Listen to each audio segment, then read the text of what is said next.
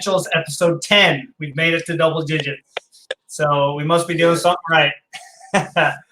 And we're here today to talk about the National, wrap up the National, which was just an incredible experience for all of us. So, of course, who else could we have on? But, of course, my co-host, Gregory, a.k.a. GMAC555. That's his YouTube handle if you want to check out some of his salmon cards, Guerrero cards, and all the other 100 PC guys he has. You can go see that. Hey, I do not collect Guerrero.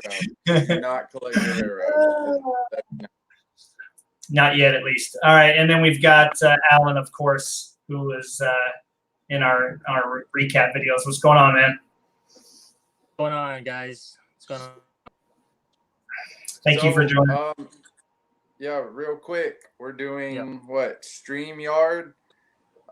So let us know what you guys think of it. Google Hangouts doesn't work anymore, so we've decided to try StreamYard. It's been recommended, so hopefully that will be our new go-to.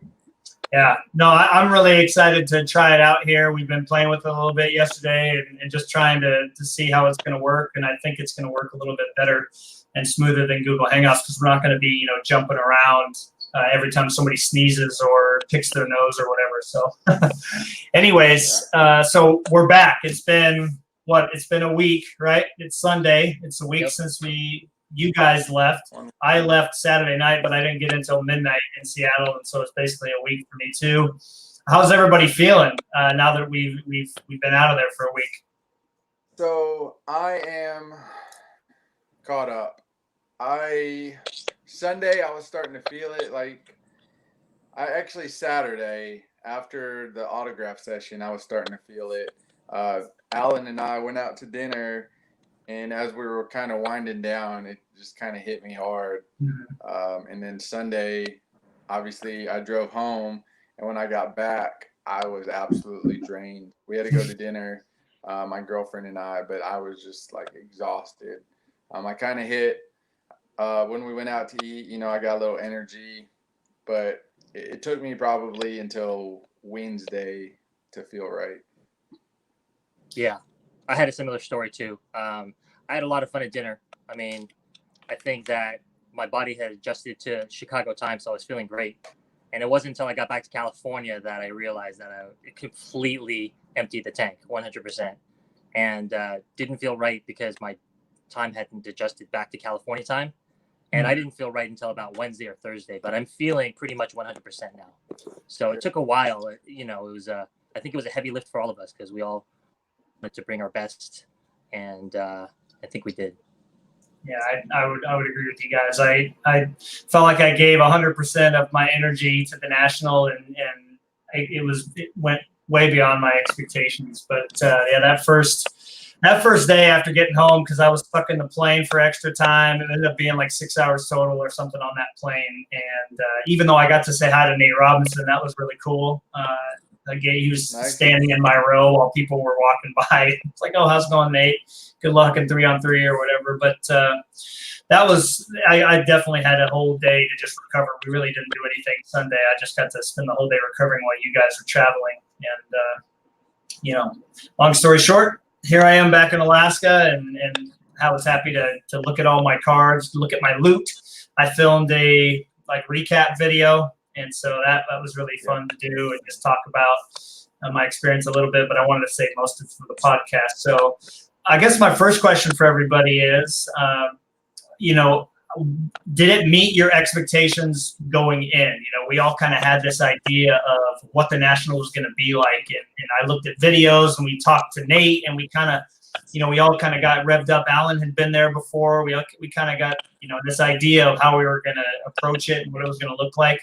I mean, for me, it definitely far surpassed anything I could have expected. But let's start with you, Alan. I mean, how did it compare to the last one you went to? 2 years ago or last year? Me, I think it took a while for it to dawn on me, but the space is actually a lot smaller, and I'm not sure. It has its advantages and its disadvantages. One of the advantages is that everybody is pushed together into the same space, so there was a lot of energy. I mean, at every table, it felt like there was a collection of people. You know, you wouldn't see a situation where half a row was empty and there might be one person looking at a table, because you would see that sight all the time, even during peak times in Cleveland, because the space is literally 5 times bigger. It's just, Oh, it's wow. absolutely massive in the other space. So, you know, when we people to try to get to a table where we're getting to, we had to weave, like duck and weave. But in Cleveland, you have to do that. So a different energy, I think. I think most people preferred Chicago. I, I think I like things about both. I like the fact that Cleveland had a little area for you to sit down. Like, thank goodness you guys got the VIP pass, because we hid. I mean, I didn't get the VIP pass, but you guys did. So I just pretty much followed you guys. And nobody seemed to call us on it, and that was No. a godsend, right? Be able to sit down, relax, decompress for a second. No. The difference is that in the Cleveland space, that area is for everybody, and it's off to the side. You can hit it anytime. Mm-hmm. So yeah, I mean, I would say that Chicago, it's just more energy in Chicago, just because everybody is sort of condensed into a smaller space. Nice. That's a good observation. I definitely felt the pressure from people everywhere, but it was part of the experience. What about you, Greg? I mean, how did you? This was your first one, just like me, man. I mean, what going in, did it surpass your expectations, or did you kind of have an idea what you were getting into? Well, first, my impression, like having a VIP, like special room, special VIP access area, I had like a thought in my head that it was going to be like a room, like a glass room hovering above everybody else. Yep. So I was like, this is going to be sweet. It's going to be like a roped off area where I'm going to get like champagne and caviar. They're gonna like bring me my salmon cards, and I'm gonna choose which ones I want, and then throw the rest back. There's gonna be a bouncer. And so, yeah, right. Yeah. So to get that room where it was just like to the side, and it didn't matter who was in or out. You know, a homeless person could have got in there and just sat down for a while. So it really didn't matter in that regard, like who was VIP or not, because I didn't get checked once when we went into the VIP special access area. Me neither. So that was a little bit disappointing. I was hoping for just something a little cooler, but it is what it is. That's not why I went, and that's not why I got the pass. Mm-hmm. It was just one of those things that I kind of expected and was hoping. In terms of cards, I was pleasantly surprised by what I saw. In the back of my head, I always kind of hoped that one salmon card, like not one specific, but just a big salmon card for me would show up. I kind of had the expectation that nothing was going to be there, but as well as I do, when you have those expectations, you still have in the back of your head that little sliver of hope that something is going to be there. Right. So even though I told myself I wouldn't find anything, I kind of hoped that I would. It never really showed up for me, which is what I expected. So I was a little disappointed in that regards, but just the sheer amount of stuff that I got to see, all the boxes that I went through, it felt like I went through 30,000 cards. Yeah. That's what it felt like. I don't know what my actual count was, but those 5,000 count dollar boxes and, base card boxes, I definitely sorted through a lot. I know you guys took a break here and there, and I refused to do so unless Matt forced me to do it. I did. I forced you once each day. I'm like, get out, dude. You need a break. Come on. Yeah, you were bargaining with me. You're like, look, just give me 10 minutes of your time. And I was like, okay. But I wanted to just search through everything. That's who I am. Like, I'm a completionist, so I just wanted to see everything, and I wanted to search through everything. I didn't really have a great system. I kind of remembered where I was and where I wasn't, but just the sheer amount of people, it was hard for me. I would go like halfway through a box and be like, oh, I've already been here. I was here 2 days ago. Yeah. So that I'd like to come up with a better system, but just overall, It was amazing just to Yeah. see all those people who have a shared interest with Yep. us, and to see their collection. You know, maybe they don't have realistic prices on some of those cards, but just to see everything, it was really awesome. So I was very pleasantly surprised by just the amount of cool stuff that was there, and even the '90s stuff. There was a lot of '90s stuff there, and so it was a good time for me. Let's just use that. Something came into my head. You said it was a great time for '90s. Let's each make a recommendation based upon our experiences, because I want to start with this one. It was going through my head. We talked about a system of keeping track of where you've been, and in my head now, looking back, hindsight 2020, I think we had a map. Why didn't we keep one in like a master copy for the three of us? And I was okay. You check off everyone on your book, and then I will keep a master copy, and we will check off everyone that we've been to, so we know we've cleaned it out. You know, I think that would be a huge recommendation for anybody that collects '90s that goes to a show in the future. You've got to keep track of those things, because there's hidden gems all over there. But when there's, you know, hundreds and hundreds of vendors, and you're bound to miss a vendor or two that's got a $1 box or a $5 box, a $3 box that has a card you haven't found in a long time on eBay in there. So that would be a big recommendation of mine going in. And one that we did that was great is network. You know what I mean? We networked so well. Like Alan would text me, Burroughs, you need this card. You know, Greg would say, oh, hey, Matt, you need this. Or I'd say, hey, I found a Tim Salmon, which I found a couple that Greg didn't have. And I found some bonds that you didn't have. And just messaging back and forth and saying where to go. That is what we did well. But we definitely should have been crossing off all of the ones that we hit. I mean, what do you guys think as far as our recommendation goes? Yeah, you know, like my ambitions at this national were so much greater because I knew I had the support of two good friends there who would be watching out for me. That was at least what I thought was going to be the case in my mind. And it was actually even better than I had expected. Like you were saying, that was the defining experience for me about this national, which was hanging out with you guys. And basically, if there was a card out there I wanted, one of us was going to be able to see it, because you always had an eye out for me and I always had an eye out for you guys. So Right. it made it easy to be ambitious, and basically if there's a card here that that exists that I want, then I don't have to worry that it's not going to get seen. Somebody's Right. out, especially understand how you don't take breaks. You're just out there from 9:36 nonstop. I don't even think you eat some of those days. So you seem to have a mental map.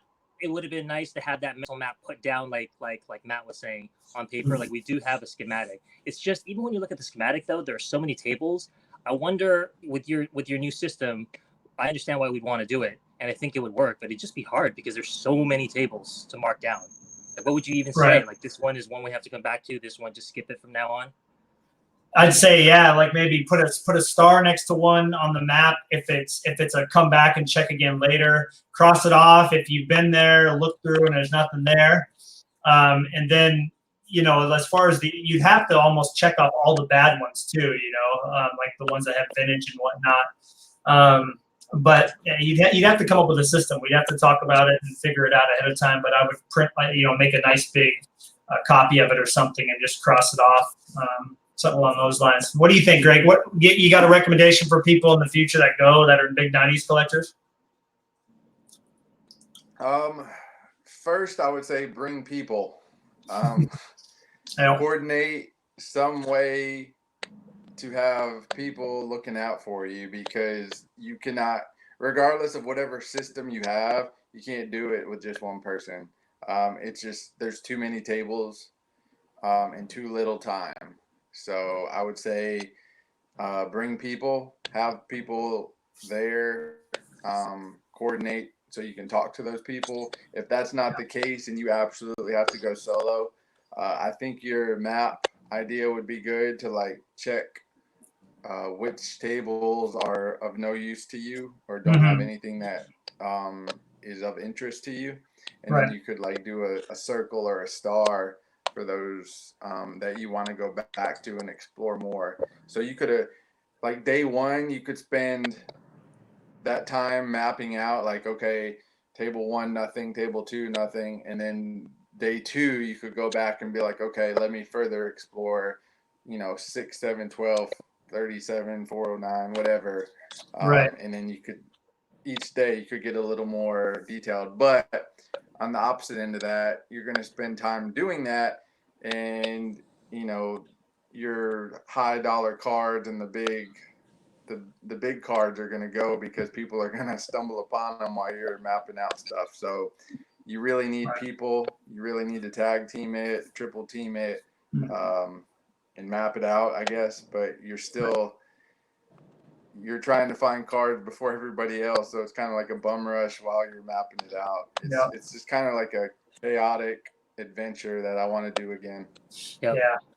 No, there's definitely no perfect way to do it, but I think those recommendations that we just gave will definitely help people out. But bringing people is numero uno, and that definitely rolls into, I wanted to cover, like a high and low that we had from the show. I think Greg kind of touched on a low already with his, with the whole VIP thing. I'll agree with you. Obviously, it was nice to just walk right in and be like, oh, yeah, look at the VIP, and boom, you're in. You don't have to wait in line to buy a pass every day. I mean, that was kind of nice, too. But for me, I think to add on to what, Alan said, is the biggest high for me was, hey, what's up, Kyle, is like to meet everybody from the group. You guys, I mean, two guys that I've just interacted with, in a podcast and through Messenger and in a Facebook group. Here we are all hanging out together and having a great time, and then meeting, Nate and Ben, Reese, and Dan. I mean, those guys were awesome. And then meeting all the other YouTubers, it was just awesome to be in a group, with a community, all those community guys, and networking and helping each other find things. And of course, Rodney, Santa Claus, hey, I got stuff for you. Hey, I got stuff for you. Hey, I got stuff for you. I mean, he was great, and we got a little Rodney time there in our last night all together, which was great. Had some Chicago pizzas, a deep dish, and it was great, man. That was the biggest high for me is meeting everybody. Honestly, the cards were great, but meeting the people was probably my favorite moment of the whole thing. Dude, literally, Rodney would give me a stack of salmon. I would turn my head, and he'd have like more salmon in his back pocket. He I was like, what just happened? Where did you find these?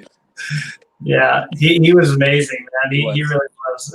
And I know he hit up some of the other places that we've been to, but he also found some we hadn't been to. So then he'd be like, hey, did you grab this? Did you grab this yet? And so he was awesome, man. He had tons of knowledge, so it was awesome to meet him and, kind of somebody who's helped us plan this podcast. What about you, Alan? What was like one of the biggest highs for you while you were there? I would have to agree with what you guys are saying, especially with what you were talking about with Rodney. He always had me on his mind somehow, because he always had Bonds cards for me. But as you could see from the Facebook group comments, he also had other people in mind as well. He must have had 10, 15 personal collections, private collections in his mind, right? So at any given time. But it was just so much fun to meet him. And I was really glad that, like you said, the networking happened because he pointed me to cards that I didn't know about, and I pointed him to cards that he didn't know about. And that's just a side effect of liking people that, you get to spend, time in this hobby with. It turns out that everybody's actually pretty cool and and totally fun to get a beer with anytime, right? Definitely, man. For sure. No, for sure. That was great. I mean, I could tell from the moment that we all hung out right before we went to the show for the first time, and we were just sitting there having late lunch. It was like, all right, this is going to be fun. And minus the whole everybody's stressed out about the whole living situation, which ended up being just fine. That was perfect, man. We stayed close. We were able to get to the show within 15, 20 minutes. Greg got to get his Starbucks every morning. We had all the grocery shopping around and restaurants, and so it was perfect, man. I had really no complaints. I mean, I have on here to mention like a low from the show, and I guess the only thing I could say is I didn't find the card I was looking for, but that was unrealistic anyway. So I did see somebody pull that same card out, or a player from that set, and for about a second, I lost all bodily functions. For a second, and I saw it was Jose Cruz Jr., and I was like, oh gosh, man, that could have been an epic moment, because I had Kyle with me when we looked at that, and he and I both almost freaked out. And then it was like, oh, Jose Cruz, get him out of here. So, but that was the only thing that was a bummer to me is that I could almost smell the card. It was there, but it wasn't there. And so, what about you? What do you guys? Anything that kind of was not a letdown, but like, I'm gonna jump in here because this low was so defining. Such a crowning achievement of lowness. Actually, you had already left. Greg had taken you to the airport. He came back to meet me. I was in the PSA section because I brought all of my very best, most valuable cards graded by PSA. I wanted to get them sleeved, basically, so that there'd be an extra layer of protection between it and like the hard plastic case. Yeah. And they had a guarantee. First day when I was there, you guys were out there looking for bonds for me, and I waited in line for 3 hours to get to the front of the line and make my submission. And it's $15 a card. I submitted like 7 cards to get reslabbed, and they guaranteed that it'd be done by the end of the show. So while Greg was taking Matt to the airport, I was sort of waiting in line just to see what was up because they hadn't called me. It was only Saturday, so it wasn't the last day, but it didn't look like they were going to get to it on Sunday. So I was kind of like, is there anything I can do to expedite this? I mean, they didn't have to grade it or anything. Right. And then when Greg came back from the airport, he found me in the PSA section, and I was talking to the actual guy who slabbed my cards. I don't know if Greg even told you this because it was such a disaster. No, I wasn't going to bring it up. They put my best cards in the ugliest possible form ever. And so I will say that I told you guys in private, I might need to take a break from the hobby from Barry Bonds for a second, because at the time it was just hilarious. It was so ridiculous, like PSA, they're taking down their banner. People were trying to get out of there. Like, no, to stay one more second. Apparently PSA does not pay overtime because they couldn't get out of there any faster. And they just sort of threw the cards at me. They were I can't even, maybe I'll show them to you, but they were the worst looking slab cards you could ever imagine. And they're my best cards. So just like, it just kind of makes me not want to look at the cards. You know what I mean? Well, I mean, as far as we were talking, hopefully you can get those fixed up. But I think that's a big lesson for anybody listening that listens now, or live or later. Maybe don't go to, a specific grading. Can I say who it was? Am I going to be like bashing them? I don't know if PSA just slapped it wrong or something. But Beckett would be the recommendation if you want to Mylar sleeve in a card. So go ahead, man. Let's see it. Look at this. Oh, how much?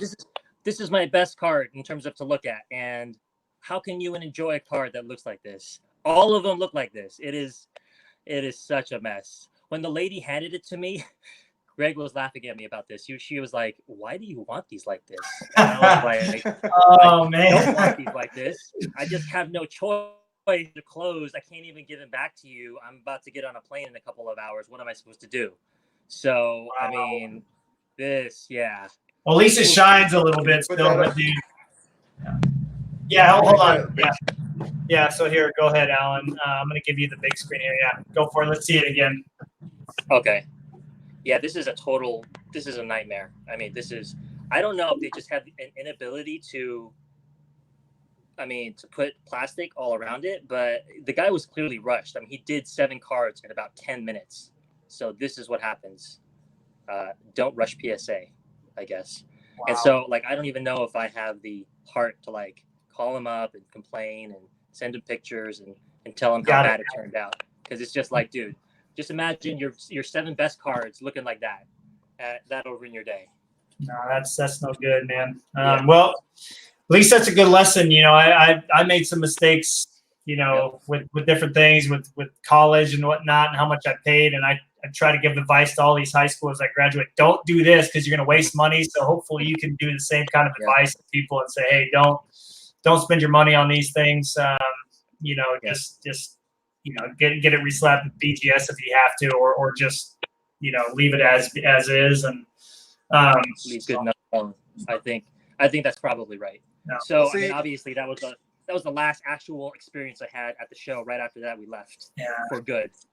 So the card aspect of it was probably never going to be a highlight for me, but the fact that we got to meet so many cool people and we got to meet each other more than made up for that, right? That's what I'm going to ultimately remember. I'm going to bury this from my memory it's going to be deleted somehow.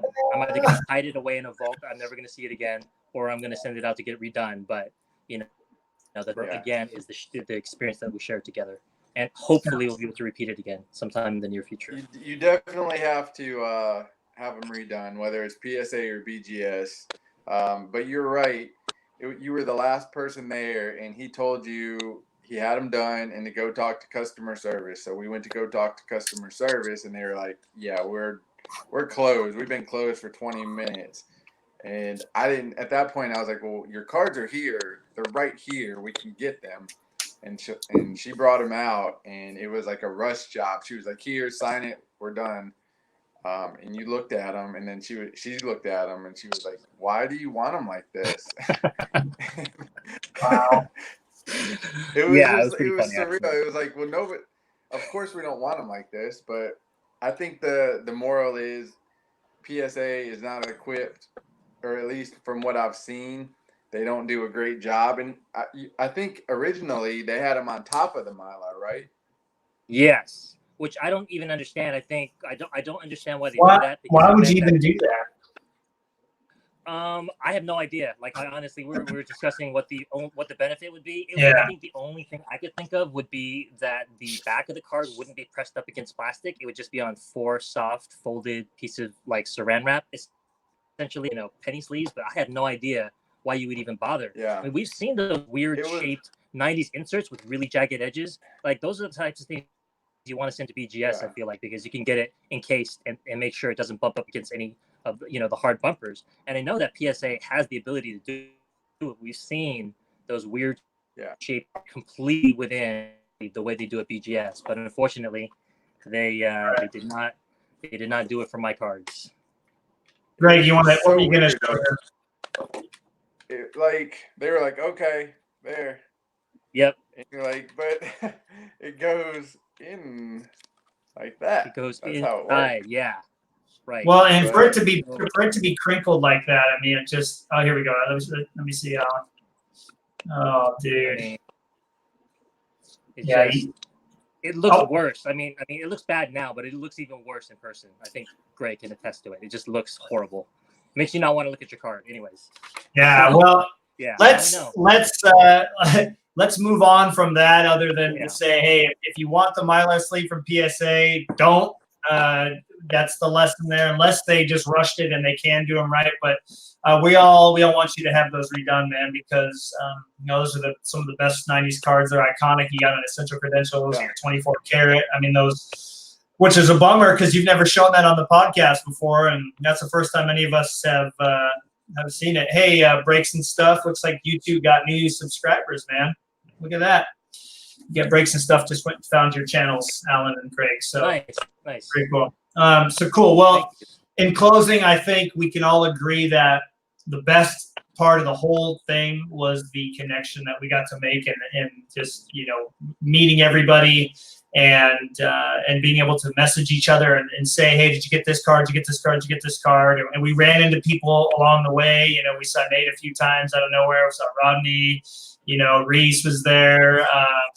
Ben and Dan were around, and so it was just awesome to run into people after seeing them. And of course, those back pages that's never going to get old. I got to see him a couple times, and other than apologizing profusely for messing that up, I saw him walking around, and so it was great. I didn't get to meet Aaron Davis, who I know is going to watch this eventually. I was really bummed because he's the guy that motivated me to get into doing videos along with Ben Schneider, who's Dead Guy Cardboard on YouTube. But he was not there either. And so, it was all, and of course, Kyle, who was my nemesis, and I think I've moved on from that label for him. He's such a nice kid. I was like, man, I can't go past that. And he brought me an autographed ball, too. So it's like, I don't think you can beat that.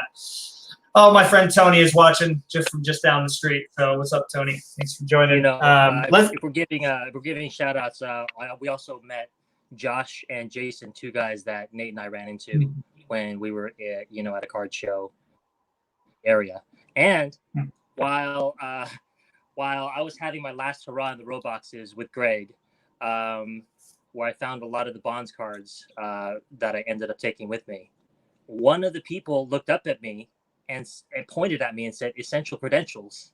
I didn't That's even right. know what he was talking about at first. I was Shout like, out. no, it caught me by surprise. And No. he's like, "Aren't you part of the show?" I was like, "Oh yeah. Oh okay. You've been watching it?" Because he started telling me things that we previous day's episode.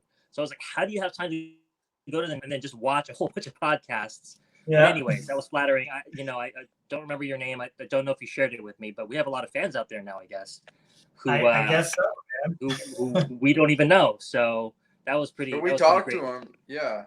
We were And talking to him, and Alan said, "Hey, are you in the group?" And he was like, "No." And he was like, "Oh, what's your YouTube name?" And he was like, "I don't really mess with YouTube. I just watch." And so it was weird because I That's assumed cool. he was like part of our group, but Mhm. he wasn't. He was just a Right. random guy on YouTube who just likes to watch. So, Well, that's true. obviously the episodes are getting out there.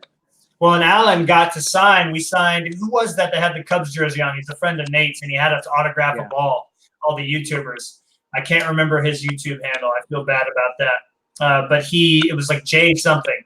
But he had a Cubs hat on, a Cub jersey, and he said, "Hey, can you autograph this ball?" And I said, "Well, Greg and Alan are coming." So I wrote the essential credentials, and then I autographed it, and you two signed right next to it. So we all got our autograph on a ball next to essential credentials, which was cool. My friend Tony asked a question, though, since we're doing a live video, it'd be fun to answer these. He asked, I'm going to skip the dealers thing. We're not going to talk about that. Most of them were just fantastic, and a few of them were from the 90s group, so we'll just leave it at that. But what was your favorite item you saw at the National? So not your favorite pickup, but your favorite item that you saw. Let's start with Greg. What was the coolest thing you saw there, you think? Man, I think what stood out the most for me was the back, like over in the back, there was like Jeter PMG, and to see the starting 9 of the Jeter as well, all in like the same little area was really cool. I've never seen like a starting 9 of a big player in person, and to just see that along with the PMG hit, there was like 4 total PMGs and 4 essential credentials back there. So just to see those like cards all in one showcase was really cool.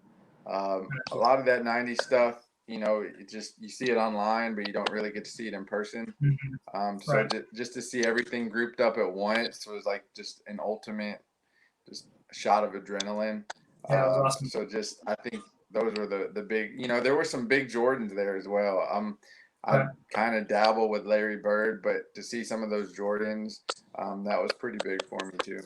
Yeah, and we got to see Nick Iliano, who had a lot of those Jeters. He's in the 90s. Well, he makes brief appearances in the 90s group, and then he's gone for 6 months. But we got to see him, and he had all those Jeters, and to see all those in person, I agree, was cool. What about you, Alan? Yeah. Well, I mean, actually, that dealer was really cool. They're from Hawaii, I think. With Rodney. Rodney seemed to know everybody. Of course he did. That's what happens when you're in the hobby a while. I assume, and you're a cool guy. People just want to shake your hand and talk to you. But that's true. We had 2 dealers at least that I met who were in the Facebook group. Morris and Carla, both of them were great. And they had like amazing amounts of amazing caliber 90s cards. The one that stood out in my mind was I actually love the 1998 Essential Credentials. It's one of my favorite designs. And I saw the Michael Jordan Future. It was a beautiful pink card. I think asking was like 25,000 or something. Sounds about right. It was a sight to behold. It's a very beautiful card. Cool. That's awesome, man. Well, I think for me, this is an easy pop out in a way, but the fact that there was a card that had a security guard next to it, I was so fascinated by it, and I had to take a picture. I had to ask. I was like, can I take a picture of the card? I assume I can because it was in a big display case, but the Honus Wagner, man, it was in there. This little thin, tiny piece of cardboard with a huge wrinkle in the middle. I'm like, that thing's worth millions of dollars?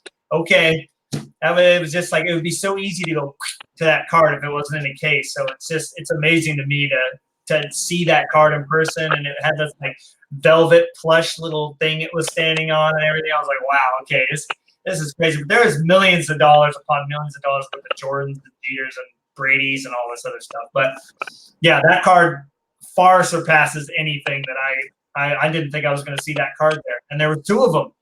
So yeah, to answer Tony's question, that was definitely the coolest card that I saw. But What do you guys say we show off some cards here? I think that's what a lot of people will love to see, and we can do this kind of second half, showing off some cards. I'm going to go turn my light on, so I got more natural light here, but or unnatural light, excuse me. And but yeah, who wants to get started here? What show off? I mean, we all have a lot of pickups. We found a ton of like those $1, $2 cards that we could cross off the old checklist, and we introduced Alan to those cards because he's a big high roller. So we helped him get in the. I'm just kidding. I kind of see some of these cards that he hasn't seen in person. I think he became a fan of some of those cards, hopefully. But yeah. Let's see. Everybody, both of you guys got cards ready to show? Yeah. Why don't you go first, Greg? All right. It's on you, dude. So, I don't really have big ones. This was a numbered out of 40, the 40-man hollow foil. A guy on Breakouts messaged me while I was at the National and said he was at booth whatever, and I ended up meeting him, so I picked that one up. Another one I found out of 100. I think this is pretty cool. The UD exclusives. I was really happy to find that. That was in the $1 box.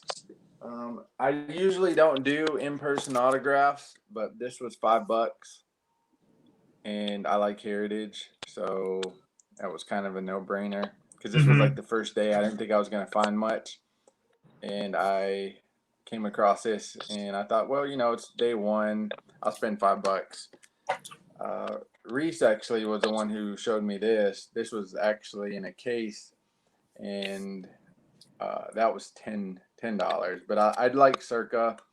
It's a big autograph. I thought that was pretty cool as well. Yeah. And then let's see. Found the glove card. I love anything that's not a jersey or a bat. So to have a glove. These are kind of rare for Salmon. You don't really see much other than jerseys and bats for him. Right. So to get something else was really nice. And then I think you found this one for me, Matt. Yeah, it's at the top of a stack somewhere, man. It's a random booth. Yeah. So that was pretty cool. I found this from that old dude. It is a Jeter number 2/100. It's the Fleer Tradition Glossy. So I was doing a little research, and this is actually like a short print of Jeter in some form or fashion. Yeah. And it's also glossy, so that's pretty cool. And then real quick, this was my best pickup. Oh yeah, you got to show that off, man. Oh yeah. So yeah, right there. Beautiful. Yeah, he's Barry Sanders to sign it. So that was kind of like my lowest point of the show real quick, because there was a weird sign that said Barry Sanders won't sign numbers. And I was freaking out because I didn't know what that meant, but I have a jersey and I want him to sign the number. So for like 30 minutes to an hour, I was freaking out, and I was like, Alan, go talk to everybody you can talk to and see what that means. And when Barry came out, there were some jerseys and he was signing them. And so I was like, Alan, go see if they're signing like numbers, because I don't know what that means. Why would you not sign a number? right. And it turns out Barry Sanders was signing numbers, and I had nothing to worry about. So I was super happy that what I thought was going to be a horrible moment turned into nothing.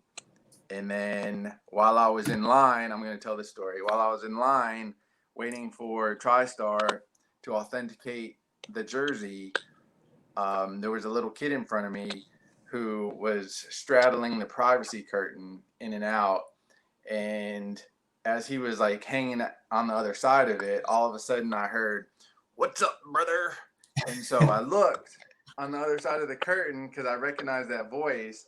And it was Hulk Hogan, and he was like coming from the picture area to the autograph area. So like I looked at him, he looked at me, and like he punched me in the arm and like gave me like a point, and I was like, and I didn't have my phone. I was holding a jersey and like my ticket. So you know, I didn't have time to take a picture, but he punched me in the arm. So I pretty much like wrestled Hulk Hogan, and I stood in the ring. So He's like, you're still alive, dude. Look at that. yeah, me and Hulk Hogan wrestled, so that was pretty cool. It's almost a blessing that you didn't have a camera with you at the time, because in some ways the memory is more pure. You didn't commemorate it, and each year you tell the story, you can embellish a little bit more. And in 40 years, Yeah. more about this, it'll be like he invited you over to his house, you know what I mean, introduced you to his family. Well, I'll probably have body slammed it by then. Yeah. Well, it was really cool, because if I can just, like, not to steal your moment, but I got to be there. I had to run out. We were in the VIP lounge, and Greg's like, I'm 5th in line, I'm 4th in line, I'm 3rd in line. I'm like walking as fast as I can to get there, and I get there right before he gets up to Barry. And I hopped in line, and I was like, okay, I got to document this. So I got a couple pictures of you shaking his hand and saying hello and getting you to sign it. Of course, I took one of the both of you together and got to shake his hand too. So it was really cool to be a part of that experience with you, because I can think of, one of my all-time favorite athletes is my all-time favorite is Dwayne Wade, and having the chance to even do something like that and meet him and say hello and shake his hand and have something signed would be, if I knew he was going to the National, I would go, because I would love to have the chance to get him to sign something like that. So it was awesome, dude. That was really cool to be a part of that experience with you. Yeah. Like, looking back, it was $195 to get a Barry Sanders autograph ticket, and at the time, I've had that jersey for 2 years, and I was always going to get him to sign it. I just needed a moment to do that, so I kept thinking $195. I don't know if I want to pay that, but today, where I stand right now, totally worth it. I would do it again. I would recommend it to all you guys who have athletes out there that are still alive and going to the National, and you're on the fence about spending that money.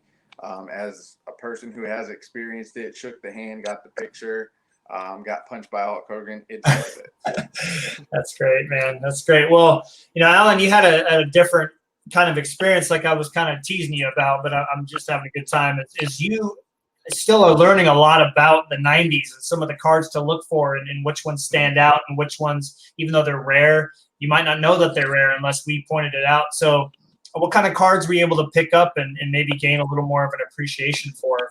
We'll start with maybe the ones that you got at the National, and then we can go to like I have on here post-National cards that we all got. Once we got home, we can talk about those. But Sure. What do you think?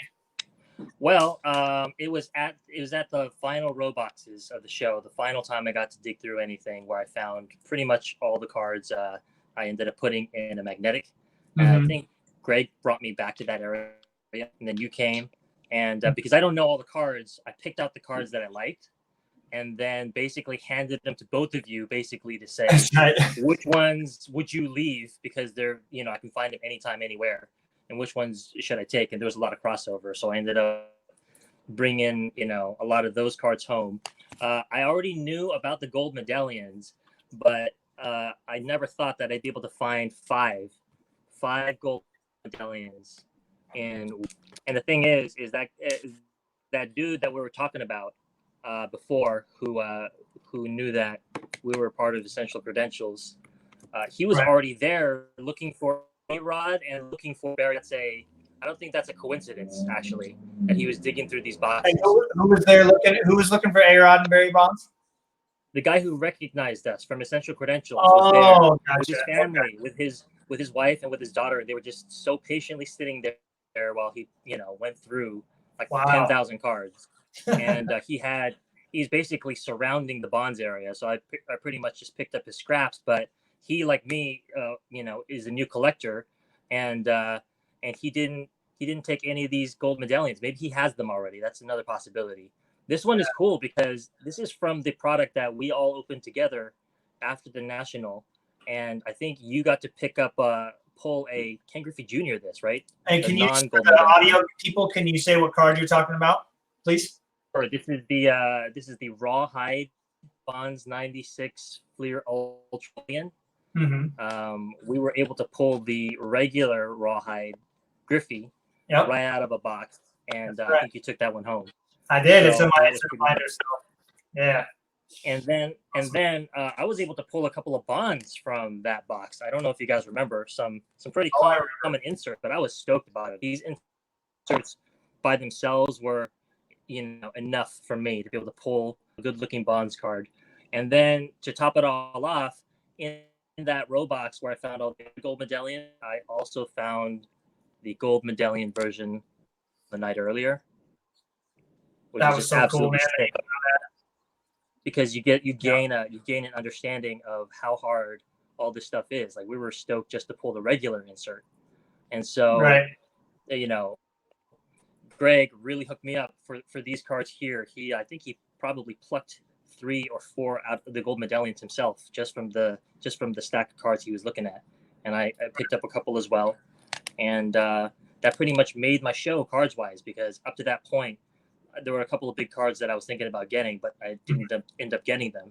So I would come home largely empty-handed, but for the fact that we had some cards, obviously, that were given to me by you guys. A couple of cards here or there that I talked about in previous episodes already, like the prize collections Barry Bonds. But it would have been only about 15 cards. To have cards that are, to me, really rare. I was telling Greg that if we busted 100 boxes, I wouldn't have been able to pull 5 Barry Bonds gold medallions.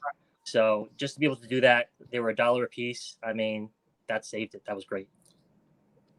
Awesome, dude. That's awesome. Yeah, I was really stoked for you too, because Greg and I were both hoping that you had a kind of a defining moment from the National. I think he had his, and I had mine, and obviously just being with you guys and hanging out was enough for me. I really didn't go there expecting to find anything big, and I was lucky enough to find something pretty decent. But yeah, that was awesome. I'm glad that you were able to find those, because breaking that box of 96 Ultra, which you found and got him from 25 to 20, that was a nice Greg move, because it was already cheap enough, but you got him down to 20. So having you guys there to bargain was awesome, because you guys found some cool stuff. That was the coolest way to end my National, was breaking that box to you guys, or it was Friday night, sorry. But breaking the box Friday night, the second to last night, and pulling that Ricky Henderson gold medallion, Call to the Hall, which is a case hit. I mean, it was awesome. So that definitely was fun to experience. I didn't pull too many from the all the dollar boxes and stuff that we found, but I did pull a few that people brought for me. And of course, I have kind of a big one to show off that everybody probably has seen, so I don't need to talk about it too much. But one thing that was really cool is maybe 4 months ago, Nate said that he had an A-Rod that he was going to bring for me, and he did that. So it's from 98 Finest, and it's a no protector. Let's see if there we go. It's a no protector refractor, and of course, with my lighting, which sucks terribly, it's not going to look good unless I hit it with like a sideways. Nope. It's bad, but it's no protector refractor, and on the back it's a refractor as well. And these are actually really, really tough cards. So really happy to have that, especially getting it from a group member. Is always really cool. So, and then another group member, Dan, brought an A-Rod from I think it's 2004 Dawn or Leaf Limited out of 100. But it was cool because they were all hanging out, and Nate told him to bring the card. He's like, hey, I know a guy who's going to want that. Bring it with us to the meetup. And so we had a big YouTube meetup, and it was really cool to have him say, hey, do you need this?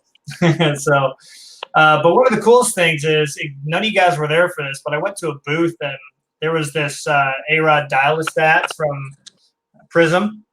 From 2000 Prism, and it's really cool because you move this thing on the top over here, and it tells you how many home runs you hit each year. I don't know if anybody's ever seen one of these before, but it was awesome because I get there and you could see like the dealer. He was all like, he had some fun the night before, so he was really struggling, and he I go, hey, this is $2, man. What's your PayPal? He goes, just take it. So I was pretty excited about that because on eBay, they don't go for free, obviously, or for even $2.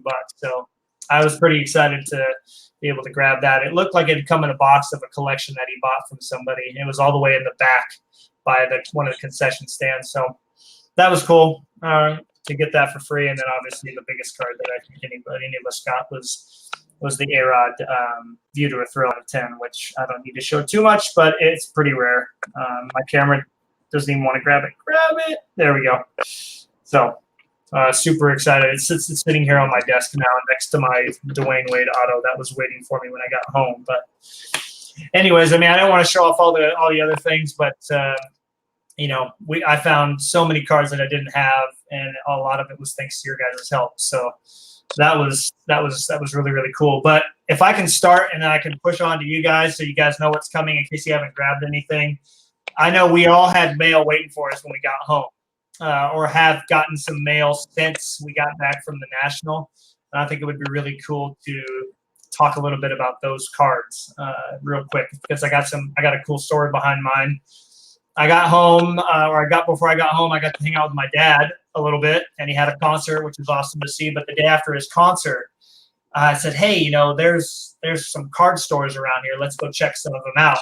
So at one of them, and we hadn't been to a card store together since I was 11 years old. So this was a pretty special moment for me. He took me to all the card stores when I was a kid looking for hockey cards, and then fast forward to baseball. I go into this card store with him, and it was amazing. It was a wonderful experience.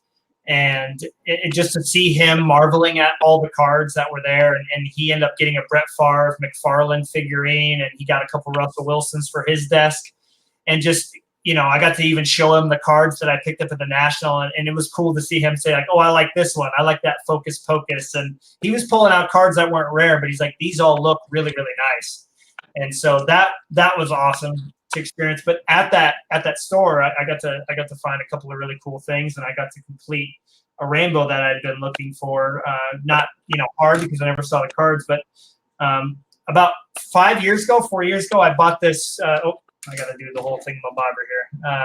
About 4 years ago, the very first A-Rod I bought ever, and I just had it without anything else, was a Kramer's Choice canvas. And I've always liked this card. I like the picture of the card. I like Kramer's Choice, and it's a really interesting card, super flimsy. But there's also a styrene and a regular version, and I was able to find both of those at the store, which was just, I mean, awesome to be able to do that and have my dad there for it. It's not going to grab it, is it? Anyways, there they are. So I have all three of them now, which is really cool. And then another card that's, yeah, it was crazy, man. It was crazy to just have him there for that experience and think, "Oh my gosh, there they are." And another card that really stood out. I mean, it's not, you know, super rare by any means, but man, these 97 score team inserts, these just are parallels. I mean, are just incredible cards. And look at that. I love that card. It's sitting on my desk here right now too because it just shines like crazy. So that was really cool to find. And then when I got home, I had a couple waiting for me, and we had some big time discussions about this card. And it just goes to show in the 90s, you never know what prices are going to be on a certain card. One time they could be $5. A month later, that card could go for 50. And it doesn't make sense, you know, but it happens. So here's a card that I got to cross off my top 10. And when that happens for any of us, it's epic in my mind because those cards are not ever going to show up really. But it's the from 2000 Upper Deck, the 2K Plus die cut out of 113. And now, hey, can you guys realize why I went for 60 or 70 bucks? Look at the numbering. Do you see why now? Anybody? Yeah. His Yankees number, man. I had no idea. I was not even thinking about it, obviously, because I don't collect any of his Yankee stuff. I don't care about it. But then I was looking after I popped it out of the graded case, and I go, "Oh boy, that's why," because it was his Yankees jersey number. Mm-hmm. So I hate that. But yeah. So, anyways, and then of course my very first autograph purchase was here, as came in as well, and I love that card design. The autograph is just a little faded, but I love the design. He's wearing sunglasses, makes it cooler. So, anyways, that's me. That's all my post-national pickups. What kind of mail have? Let's see, who would be next? Alan, when you want us, if we're going reverse order, Alan, did you have any post-national mail waiting for you? Yeah, I have a couple of things that I want to show off. The first thing while we're on A-Rod is this card here. This came in very recently. It's out of 5,000. It's a true rookie card, isn't it? And yeah, do you remember what set it's from? It's from Leaf Limited, right?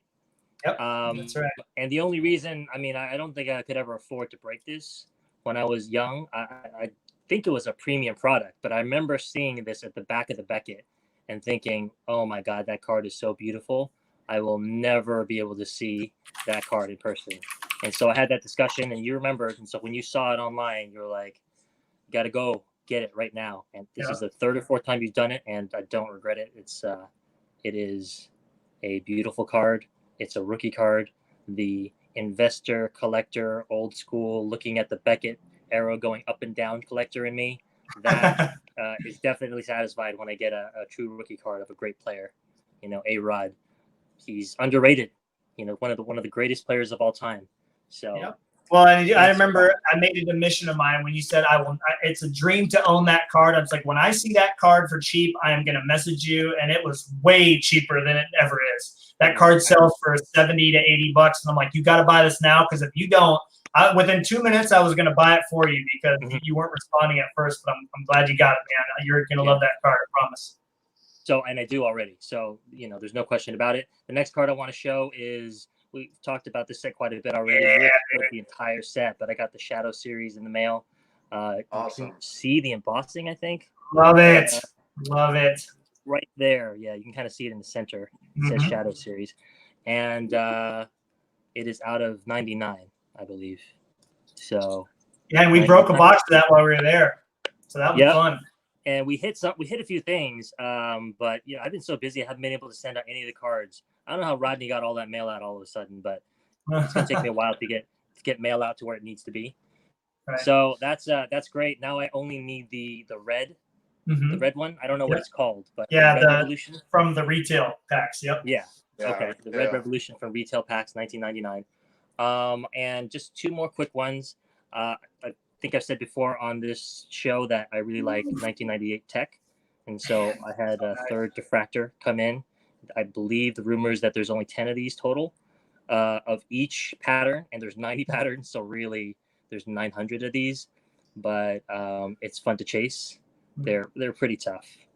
People don't like letting them go for cheap.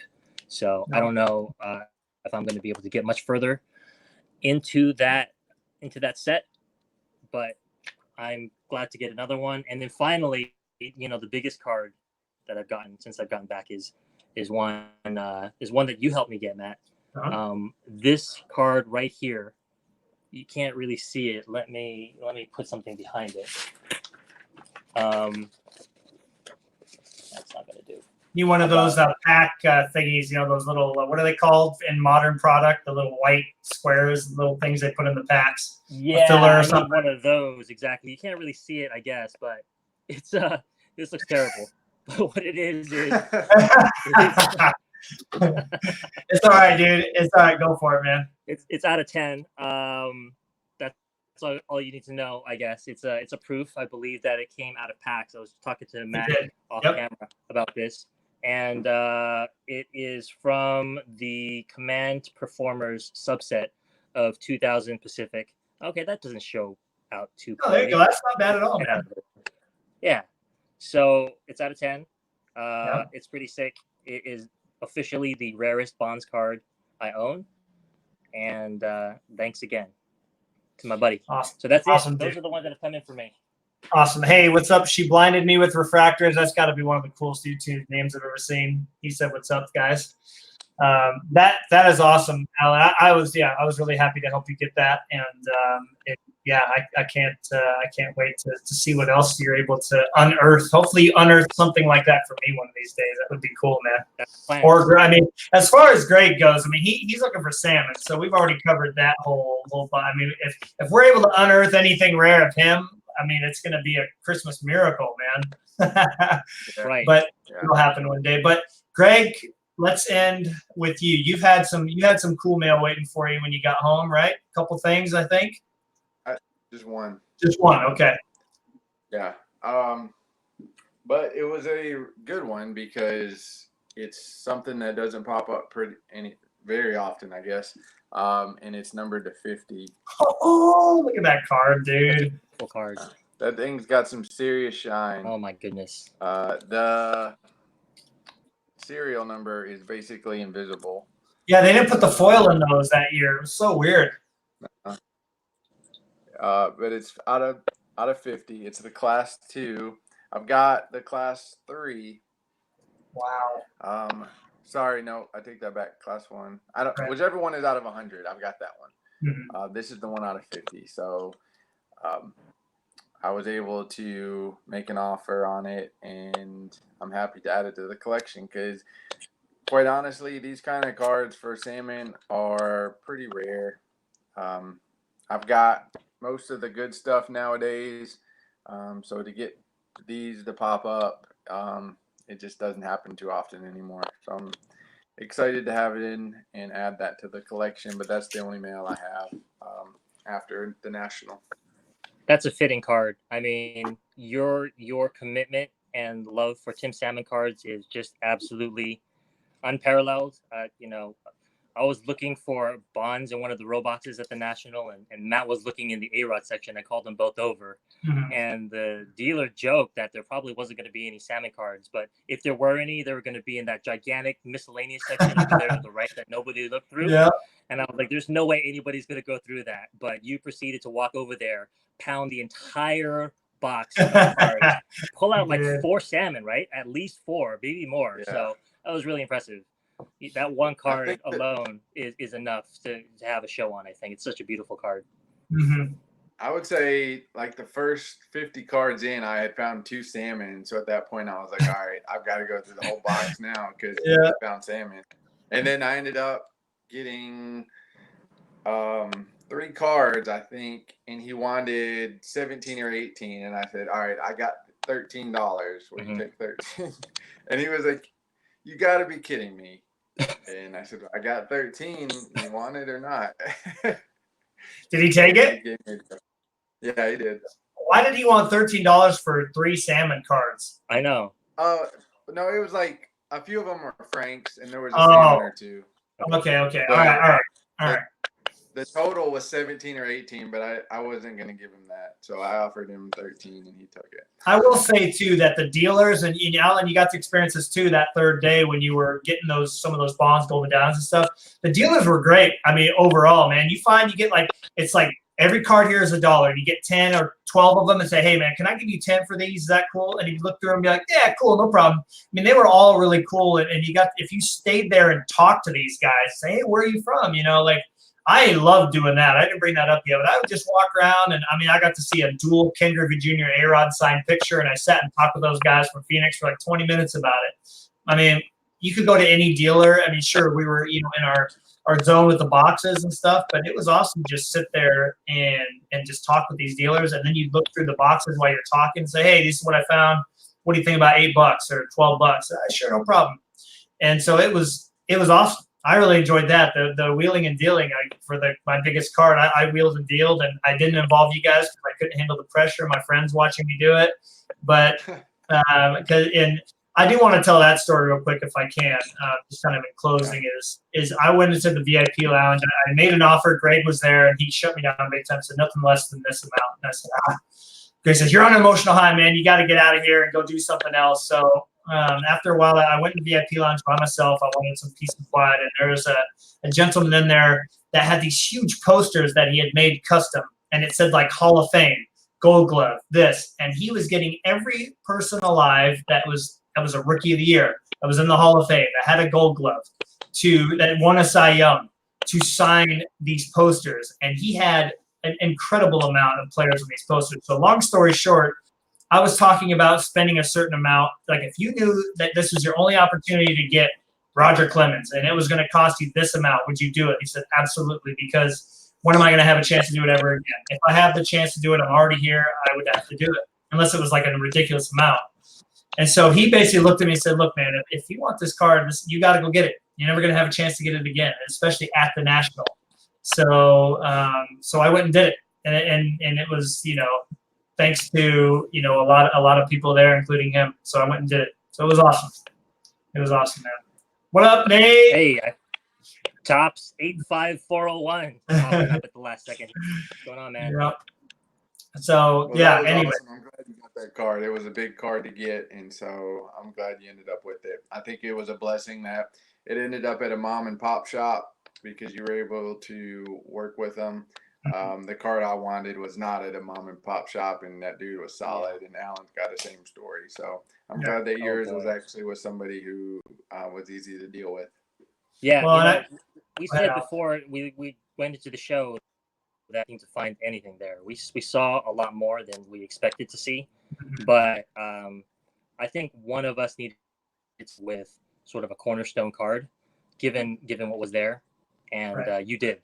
So mission accomplished because we were there together basically as one organism. You know what I mean? Just like spread out over the floor. And we had 3 Tim Salmon collectors there that day, 3 Bonds collectors and 3 A-Rod collectors. So the A-Rod collectors got their card.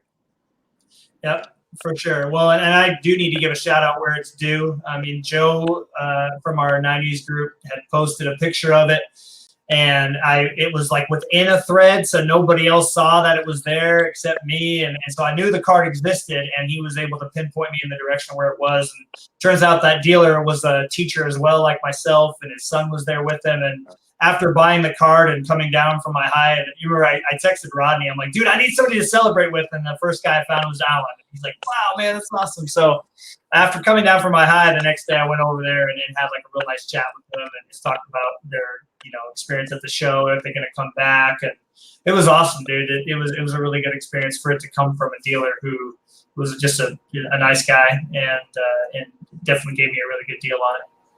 So, yeah. That's awesome. I guess the last thing I wrote down here that'll be great to talk about is, here we are, we're post-national. Summertime's pretty much over. I'm about to start teaching again in a week and a half. The fall and winter time, it's coming upon us. Second half of the year. Real quick, who wants to share first? What are your overall collecting goals of the rest of the year here? What are you now, Alan? Now that you've seen the wide variety of bonds that's available now, what are your collecting goals going forward for the rest of 2019? I get the most satisfaction out of finding cards that are tough, not necessarily expensive. So right now, I got an infusion of Pacific cards that I'm looking forward to showing off. And I feel like that little niche, it's growing in popularity, but not so much that it's priced me out yet. So there are a lot of little nuggets of joy to be found in that universe of cards. So right. I think that I'll be picking away at those one by one. It's really satisfying to pick off a premiere date, for example, from a set. And I've got a couple already. And it means that I can go reverse rainbow on it, basically, from the toughest to the easiest. And that'll be my primary focus. Obviously, my top 10, top 20 list will always be there. If something comes up and is there for the right price, I'll pick it off. But if you're talking one area of focus for me that I can think about, it would be Pacific. Cool. Awesome. What about you, Greg? So I've got to get my Barry Sanders jersey framed, and that almost costs as much, if not more, than the actual jersey and the autograph put together. Really? So frame for that is pretty high up on my list of priorities. And I just recently got a really cool Roddy Piper, Bret Hitman Hart autograph. I have to get that certified by JSA. Mm-hmm. So those are 2 high priority things. But I'm in a unique situation where I have the big Nashville show coming up at the end of September. They do 2 big shows a year. They have shows every month, but they have 2 big shows where Beckett, JSA, there's over I think 70 to possibly 100 dealers, and they take up a gym and a half. So I've got that coming up in September. And then in October, the first week of October in Franklin, Tennessee at the factory, they're actually having Pete Rose and a bunch of other big time people coming. This is the first time they've done that, a show in the factory. So it's all unknown. I don't know what to expect. I'm really excited because if you're drawing Pete Rose, you're going to get something there. Right. It's not going to be just a rinky-dink, 10 table kind of show. So I expect to see something cool. Maybe something that piques my interest, maybe not, but I'm excited to just see because it's a brand new show. So I don't know what to expect. And that's kind of the funnest thing is not having any idea of what's going to be there. Awesome. Well, we were hoping that you dig up some treasures while you're there, especially for you. But if you're able to find a buried treasure for one of us too, that would be great and something really fun to talk about on the podcast. But hopefully, there's something waiting for you there, man. You're going to drive there and you'll find something for yourself that you don't have yet. So, I mean, Alan, you kind of stole my thunder, man, because I've really been like getting really excited about Pacific. I just told Greg about this. I just got this in the mail yesterday, and I just love Pacific. They've got so many. Look at that. You can see it's like stamped and like kind of, I don't even know how to describe it, but it's a limited edition parallel card or something. But Out of how many? Out of 85 from 2001 Pacific. So one of his last. Yep, and you were able to get a copper there. That's cool. Look at that, dude. And then, like, it's crazy how many Pacific cards are out there. But yeah, I didn't mean to steal your thunder. It's just I happened to get a whole bunch. And then there's a trade coming in where I should do more. So I'm looking forward to really increasing the stash. And as you said, these cards they are sneaky awesome. So that's great that you got that one. Greg, I'm sorry we can't give you the camera for that, man. But no, I mean, Can we black out that camera? Yeah, I wish we could. I can remove him from the stream. You got another one to show off there, Alan? What's that from? Right. This is from 2000 Paramount. Okay. I have the premiere date, and I have the one out of I think. So actually, Alan, those I didn't realize it, but they're like the background is kind of like the team color because my Sandman is red and yours is orange, so they're all, I guess, specific to the team, which is really cool. I like that a lot. I had no idea. Here, let's show that off again. Just kind of, can you show the whole? There we go. Very good. I think the A-Rod's got teal or something.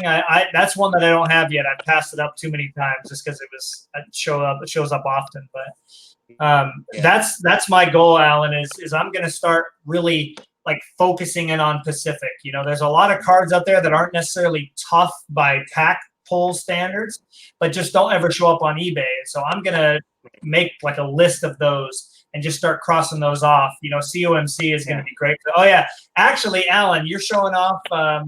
Go ahead and tell them the card. Yep, look at that.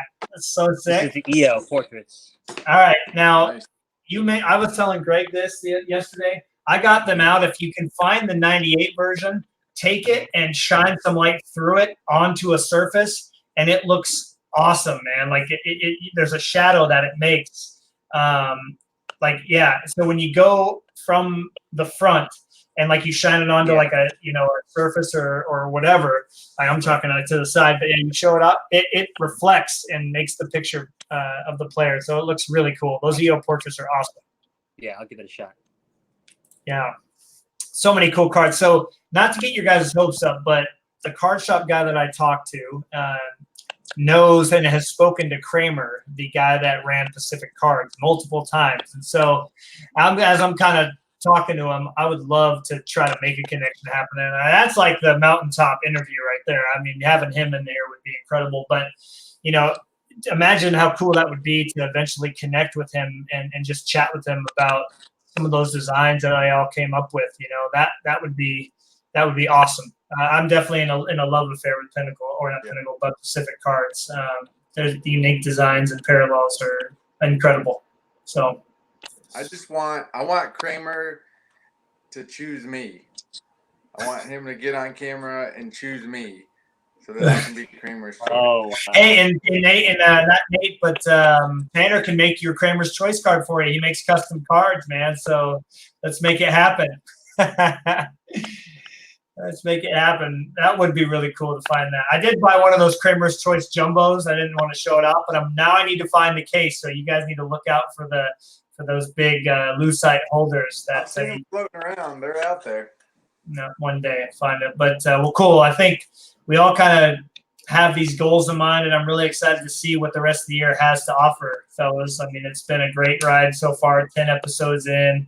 I had a blast doing the live recaps. I think a lot of people really enjoyed those, and this new software is awesome. I'm loving that I can show comments on here, and you guys can see them, and we can kind of interact with people a little bit easier doing a live broadcast. So hopefully we can shoot for an earlier broadcast in the future, because I think we get more people watching when we do it earlier in the day, as opposed to the late nights. But they're great either way. So just kind of give people a preview too. We got a couple episodes on deck. We know we want to bring Rodney on sooner than later. He's got a lot of real fun information to share on some of the proofs that Donruss made with the Crusades and so forth. Episode on Crusades is going to be a lot of fun. Those are pretty iconic cards from the 90s.